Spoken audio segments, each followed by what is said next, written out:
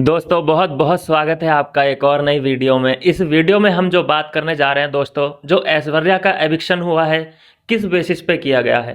क्योंकि उनको वोट तो कम से कम ज़्यादा ही मिल रहे थे, नील से ज़्यादा वोट ऐश्वर्या को मिल रहे थे। फिर किस बात का एविक्शन हुआ, ईशा को कौन सी ऐसी पावर दे दी गई थी जिन्होंने सीधे सीधे ऐश्वर्या पर निशाना साधते हुए उन्हें एविक्ट कर दिया। और तीसरा, ऐश्वर्या ने बाहर निकलते ही इल्ज़ाम जो लगाए हैं बीवी मेकर्स पर, उसके बारे में इस वीडियो में हम डिस्कस करते हैं। तो चलिए दोस्तों शुरू करते हैं। बात ये थी दरअसल कि ये 4 लोग नॉमिनेट थे, जिसमें सबसे कम वोट जिसको मिल रहे थे वो थे नील। नील को जाना चाहिए था। वोट के बिहाफ पे अगर एविक्ट कोई होता तो वो नील होता, लेकिन मेकर्स को क्योंकि नील चाहिए किसी भी कीमत पे, नील एक ऐसी चीज़ बन गई है, एक माइलस्टोन बन गया है उनके लिए कि पिछली बार खानजादी को नील की वजह से ही जाना पड़ा। नील को सबसे कम वोट मिले, लेकिन वोट के बिहाफ पे बाहर नहीं किया गया, खानजादी को बजर के बिहाफ पे बाहर किया गया। ठीक है, इस बार क्या हुआ, इस बार भी नील को ही वोट कम मिल रहे थे, तो मेकर्स ने फिर से दिमाग लगाया कि अब क्या किया जाए। और इस बार मेकर्स ने क्या चाल चली कि सीधे बंदूक रख दी ईशा के कंधे पे और साधा है निशाना ऐश्वर्या पे। नील पे नहीं साध रहे हैं, पता नहीं कौन सा एमएमएस दबा के रखा हुआ है नील ने, जो कि भैया उनके सामने वाले विकेट गिरते जा रहे हैं लेकिन नील का विकेट नहीं गिर रहा है। ये एक मिस्ट्री बन चुकी है कि आखिर ऐसी क्या प्रेम संबंध है मेकर्स और नील के बीच। और आगे जो बात हम करने जा रहे हैं, बात ये हुई थी कि दरअसल ईशा को दे दी गई पावर कि लो भैया, तुम्हें जो लगता है कि इस घर में सबसे ज़्यादा रूल ब्रेक जिसने किए हैं उसको तुम निकाल सकती हो सीधे सीधे अपने दम, अपने बलबूते पे। मतलब यहाँ पे गेम जो खेला बिग बॉस ने वो ये खेला कि मेरा इसमें कोई रोल नहीं है, तुम्हारा रोल है। सीधे ईशा को ये रोल दे दिया गया। तो ईशा ने किसको चुना, चारों में से रूल ब्रेकर सबसे टॉप पे उन्होंने रखा कि भैया ऐश्वर्या ने सबसे ज़्यादा रूल ब्रेक किए हैं। अब हम इस बात को कैसे पचा लें कि ऐश्वर्या ने सबसे ज़्यादा रूल ब्रेक किए हैं, क्योंकि नंबर 1 पे अगर कोई रूल ब्रेकर है तो वो अंकिता है, जो कि पूरे शो में उन पर इल्ज़ाम लगाए जा रहे हैं कि तुम सोती रहती हो, तुम कैप्टन नहीं बन सकती, तुम सोती रहती हो।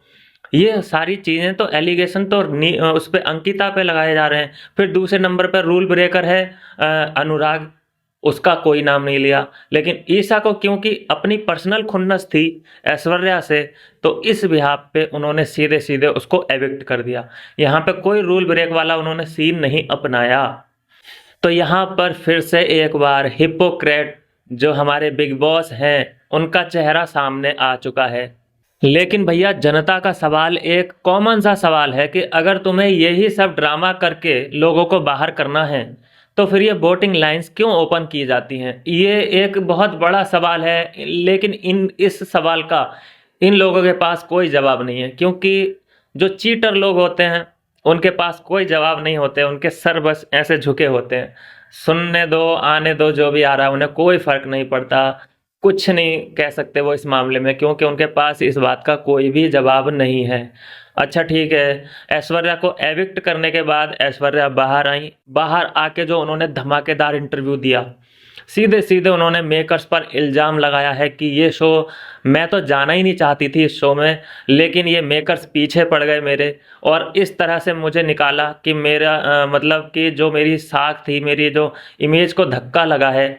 और उन्होंने सीधे सीधे बायस्ड होने का भी इल्ज़ाम लगा दिया है मेकर्स के ऊपर। उन्होंने बोला है कि ये शो बायस्ड है अंकिता लोखंडे की तरफ, उन्हें ज़्यादा प्रायोरिटी दी जा रही है अंदर। अब हमें जिस एंगल से दिखाई देता है एज ए व्यूवर, हम देख पाते हैं कि वो तो सबसे बिल्कुल भेदभाव नहीं रखते हैं। हालांकि फ़िलहाल हमें ये दिख रहा है कि मनारा की तरफ मेकर्स का ज़्यादा झुकाव है, लेकिन उन्होंने जो अपने नज़रिए से देखा उन्होंने वो बोला कि मुझे ऐसा लगता है कि अंकिता की तरफ ज़्यादा मेकर्स ध्यान देते हैं। तो सवाल यहाँ पर ये उठता है कि ऐसा हो सकता है क्या कि जो वो हमें दिखती हैं तस्वीरें, जो हमें वीडियोस दिखती हैं, वो एडिट करके दिखाई जाती हैं, कुछ काट पीट के दिखाई जाती हैं। क्या असली चेहरा, जो असली वीडियोस होती हैं, जो कंट्रोवर्शियल वीडियोस होती हैं, उसको नहीं दिखाया जाता है? ये भी एक सवाल उठ रहा है सभी लोगों के दिमाग में। तो आप फिर से देखिए कि असली चेहरा बिग बॉस का सामने आ चुका है।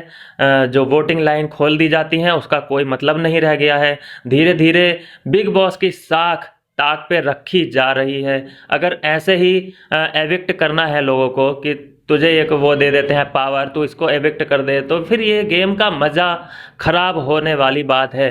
क्योंकि जहाँ पर ये इस शो पर लोगों का विश्वास इतना बना हुआ है, लोग इतने चाव से इसको देखते हैं और अपनी वोटिंग के आधार पे लोग इस शो में कंटेस्टेंट को चुनते हैं, तो उसका कोई भी अब वैल्यू रह नहीं गया है। तो दोस्तों, आपका इस बारे में क्या कहना है, आप मुझे कमेंट करके ज़रूर बता सकते हैं। और हाँ दोस्तों, अगर इससे पहले कि मैं इस भीड़ में खो जाऊं, आप चैनल को कर लीजिए सब्सक्राइब। मैं मिलता हूं आपसे नेक्स्ट वीडियो में। बाय बाय मेरे दोस्त।